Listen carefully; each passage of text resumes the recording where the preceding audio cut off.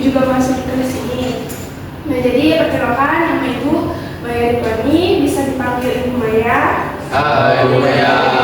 Nah, jadi di sini Ibu menggantikan Ibu Agnes yang mengajar pendidikan agama Katolik pada hari ini. Nah, kebetulan juga Ibu dan tugas di kampus, yaitu tugas mengajar. Nah, jadi Ibu memilih sekolah dan kelas ini untuk praktek mengajar Ibu. Baiknya sebelum kita mulai belajar pada hari ini, kita berdoa dulu. Siapa yang bersedia untuk doa pada hari ini? Ibu. Maju di depan.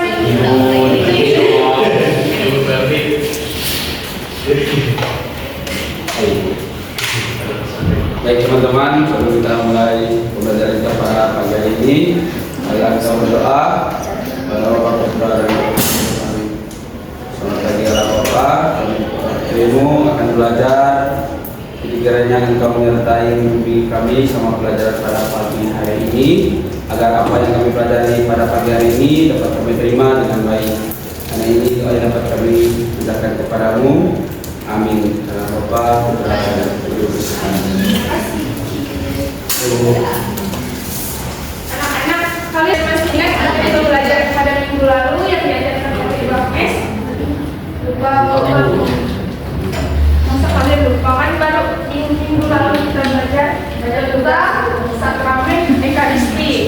Nah, jadi pada hari ini kita akan belajar tentang sakramen penguatan. Anak-anak, apa sih tanda-tanda orang yang sudah dianggap dewasa menurut kalian? Yang sudah Ada apa? Panjang. Bukan ciri-cirinya. Maksudnya tuh kayak misalnya bisa membedakan benar, bisa membedakan baik sama lain. Benar.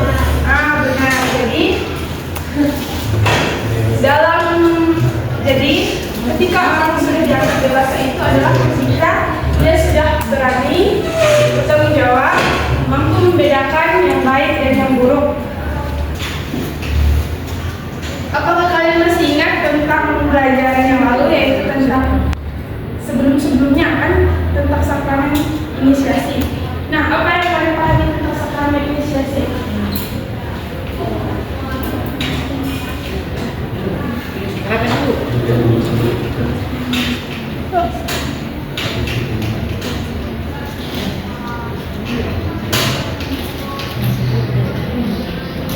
Kalian tahu? Apa yang sudah kalian pahami tentang sakramen inisiasi? Kan sakramen inisiasi terdiri dari tiga. Apa saja?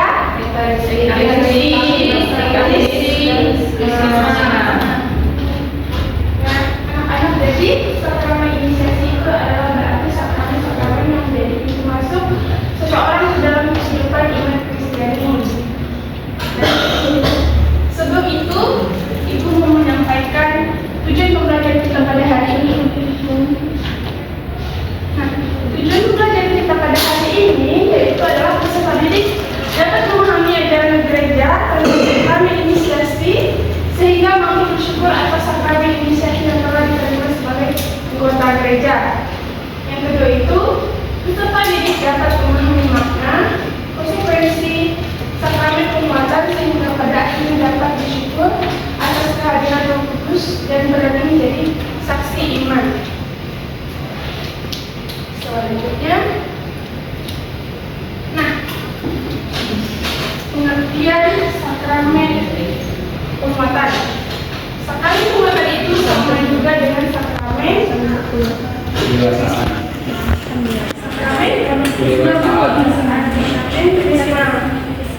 Nah, jadi sakramen penguatan itu adalah sakramen kedewasaan pemantapan orang yang menerima sakramen ini diharapkan memiliki kedewasaan dalam hal iman.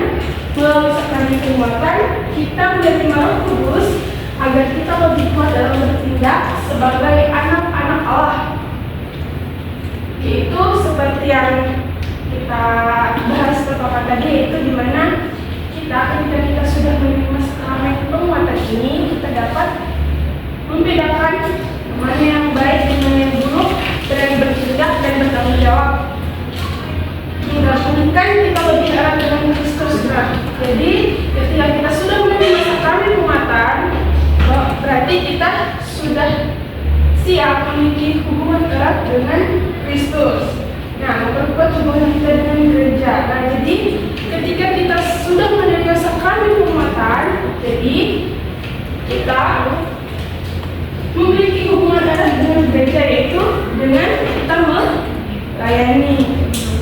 Dengan kita misalnya contohnya nih, misalnya kita ikut kegiatan misdinar, kegiatan tugas rektor, misalnya PROS, itu juga termasuk memperkuat hubungan kita dengan gereja, mendorong kita mengambil bagian lebih aktif dalam perutusan. Nah, tugas kita sebagai anak-anak Allah, terutama ketika kita sudah menerima sakramen penguatan, maka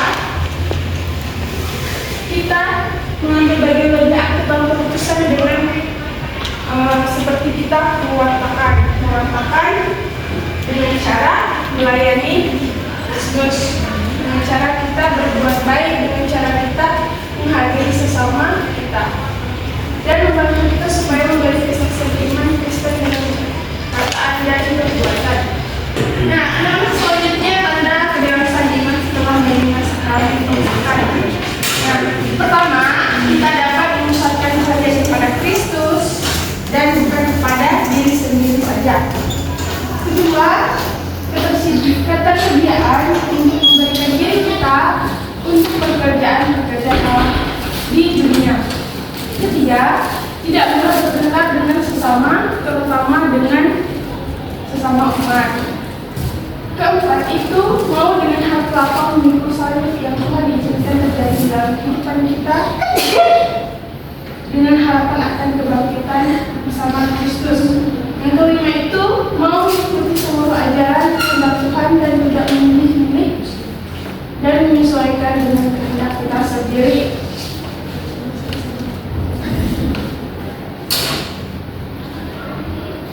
Siapa di sini yang sudah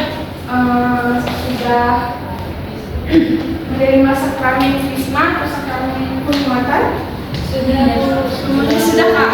Sudah. Bagus ya. Jadi anak-anak, syarat untuk menerima sakramen penguatan itu, yang pertama itu pastinya kita sudah menerima sakramen baptis dan nah, kedua itu telah berusia minimal 12 tahun. Yang ketiga, telah mengikuti pembelajaran persiapan penerimaan penguatan.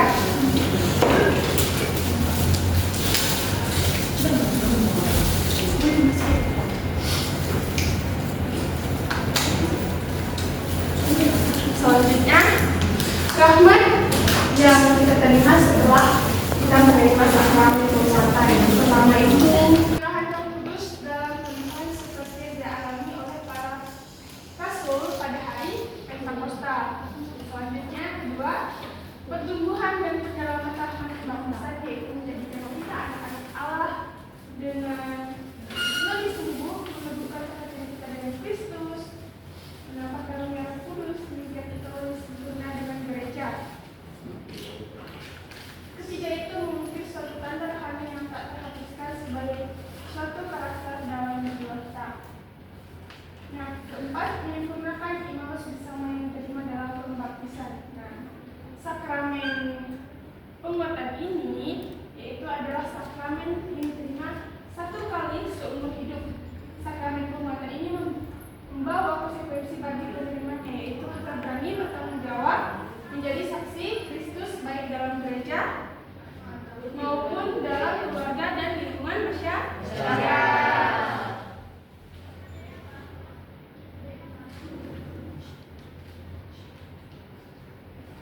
Nah, anak-anak, siapa tadi yang sudah menerima sakramen krisma atau sakramen penguatan?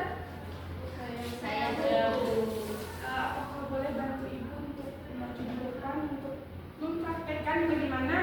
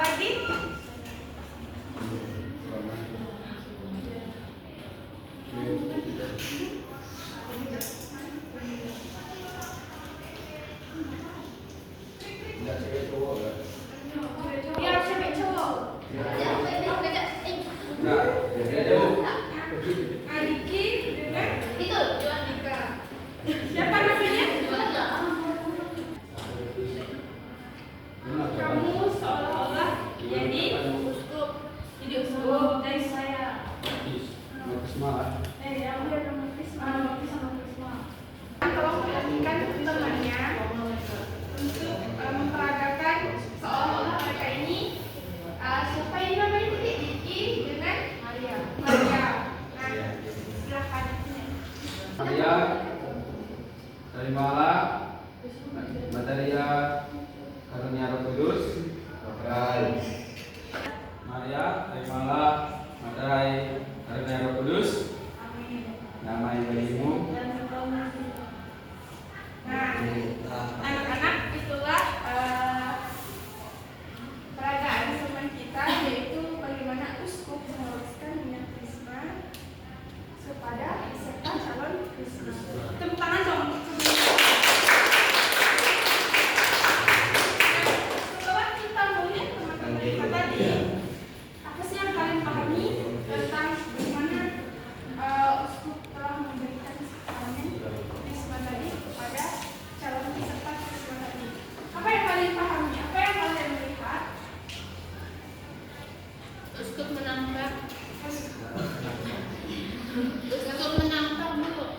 Ya, uskup menampak, terus apalagi? Calon krisma karunia Roh Kudus. Apa? Calon krisma dikaruniai Roh Kudus. Calon krisma dikaruniai Roh Kudus. Nah, anak-anak, kita sudah melihat teman-teman kita tadi bahwa uskup telah mengolah minyak krisma kepada calon tersebut adalah dia sudah menerima karunia Roh Kudus. Semuanya bawa kitab suci? Bawa. Nah, siapa yang mau bawa kitab suci? Saya Bu. Bisi Bu. Nah, kalau yang tidak ada kitab suci bisa lihat temannya ya. Nah, kita buka kisah para rasul bab 2 ayat 1 sampai 13. Coba kita baca bersama-sama ya. 1, 2, 3. Ketika tiba hari Pentakosta, semua orang percaya berkumpul di satu tempat. Tiba-tiba turunlah dari langit suara bunyi seperti Setelah kita belajar dari awal pembelajaran kita tadi tentang penjelasan tentang sakramen penguatan yang Ibu jelaskan tadi. Nah, di sini ada 3 pertanyaan. Nanti siapa yang bisa menjawab pertanyaan ini bisa maju di depan dan menjawab pertanyaan ini. Nah, Ibu kasih waktu kepada kalian 5 menit untuk menjawab pertanyaan ini. tidak ada jawaban.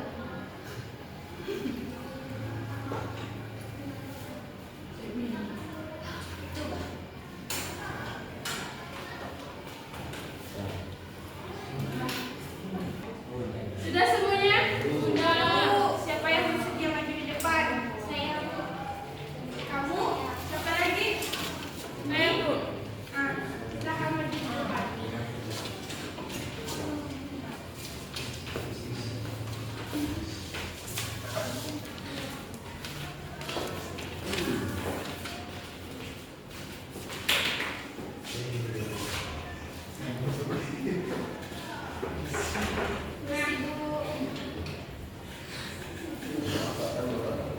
Nah, dari pertanyaan yang 3 ini, siapa yang mau menjawab pertanyaan yang pertama? Ya, apa makna sakramen penguatan? Jawabannya yaitu sakramen penguatan adalah sakramen kedewasaan, pemantapan iman. Orang yang menerima sakramen ini diharapkan memiliki kedewasaan iman Bu. Ya, selanjutnya pertanyaan yang kedua.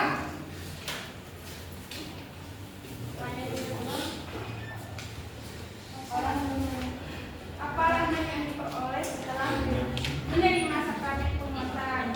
Yang pertama itu, ya di depan deh, di depan ya. Yang pertama itu menerima sakramen kudus, yang kedua memperkuat dalam baptisan, yang ketiga tanda rohani yang dilakukan sebagai seorang Katolik yang dewasa, dan yang keempat menyempurnakan kerusuhan yang diterima dalam pembaptisan. Nah, selanjutnya pertanyaan ketiga.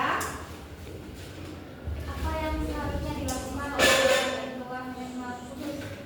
Jadi yang harus dilakukan yaitu bertanggung jawab menjadi saksi Kristus baik di gereja sendiri, dalam keluarga dan lingkungan masyarakat.